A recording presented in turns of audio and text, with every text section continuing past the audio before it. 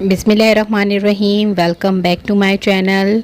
तो आज मैं आप लोग के साथ बहुत ही मज़ेदार और हलवाई स्टाइल जो है वो बेसन कोकोनट पेड़े की रेसिपी को शेयर करना चाहूँगी, जो बहुत ही ज़बरदस्त और घर में ही इंग्रेडिएंट्स आपके पास मौजूद होंगे और आप इसी से ही जो है रेडी कर सकते हैं।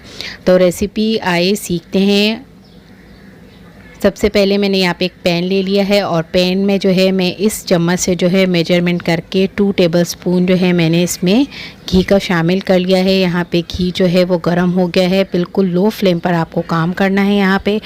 अब इस चम्मच से जो है मैंने 3 चम्मच भर के जो है यहाँ पे बेसन का इस्तेमाल किया है, ये इसमें शामिल कर लेंगे और इसको जो है बिल्कुल लो फ्लेम पर जो है इसे हल्का भूनेंगे। बेसन को घी में अच्छी तरह से भून लेंगे यहाँ तक कि बेसन में से जो है एक अच्छी सी स्मेल आना शुरू हो जाएगी। लो फ्लेम पर आपको अच्छी तरह से जो है वो बेसन को जो है वो भून लेना है। यहाँ पे जैसा कि आपको नज़र आ रहा होगा, यहाँ पे जो है मैंने बेसन को अच्छे से भून लिया है।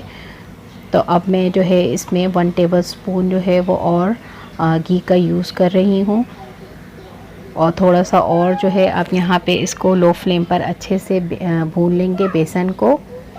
जब बेसन अच्छी तरह से भुन जाता है तो एक प्यारी सी जो है वो इसमें से अरोमा आना स्टार्ट हो जाता है। तो बेसन जो है वो यहाँ पे अच्छे तरह से जो है वो भुन चुका है घी में। अब यहाँ पे जो है मैं इसमें 3 टेबलस्पून जो है वो भरकर ड्राई मिल्क पाउडर का इस्तेमाल करूँगी और इसे भी जो है इसके साथ अच्छे से भून लेंगे 2 से 3 मिनट के लिए और अच्छे से इसे मिक्स करना है। ये सारा काम जो है आपको लो फ्लेम पर करना है, जल्दबाजी मत कीजिएगा वरना जो है बेसन आपका जो है वो नीचे से लगना स्टार्ट हो जाएगा। अब बेसन और मिल्क पाउडर जो है ये अच्छी तरह से भुन चुका है, तो अब मैं इसमें शामिल कर लेती हूँ वो 1 कप के बराबर जो है मैंने इसमें दूध लिया है। यानी जिस उससे जो है कप से हमने बेसन को नापा था उसी कप से जो है मैंने दूध भी ले लिया है और वो इसमें शामिल कर लिया है। और शामिल करने के साथ जो है चम्मच को आपको अच्छी तरह से चला लेना है कि बेसन में जो है कोई भी लम्स ना रहे और दूध जो है वो इसमें अच्छी तरह से घुल मिल जाए और कोई भी जो है वो गुठली बनने नहीं पाए। आप ये काम जो है वो एक चम्मच की मदद से कर लें तो जैसे आपको इजी लगे। और ये देखें कितना अच्छा स्टिकी सा जो है ये बैटर बनकर रेडी हो चुका है।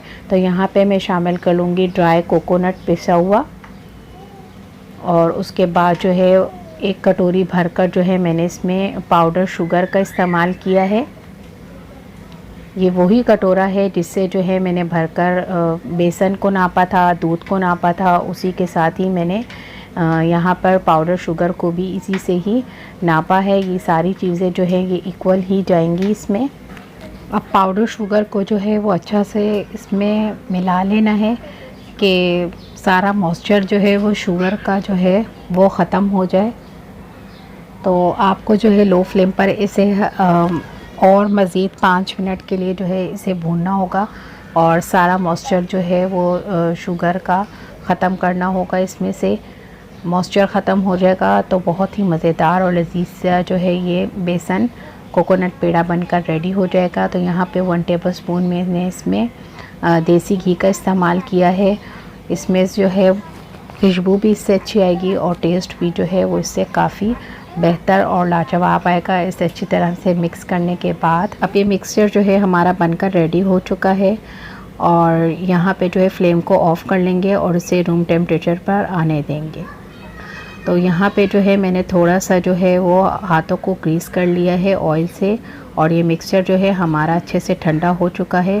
तो इस तरह मैं हथेली में ले लूँगी और इस तरह से जो है मैं इसको एक गोल पेड़े की शक्ल दे दूँगी। और देने के बाद जो है अगर आपके पास कोई भी ड्राई फ्रूट हो, जैसे मेरे पास यहाँ पे पिस्ता छोटे छोटे मैंने कटिंग किया हुआ है, इसके ऊपर लगा लेंगे और आप कोई सा भी आप इसे शेप दे सकते हैं। मैं यहाँ पर इसे जाली से जो है हल्का सा प्रेस करूँगी कि इसके ऊपर जो है एक अच्छा सा जो है वो शेप बनकर आ जाए।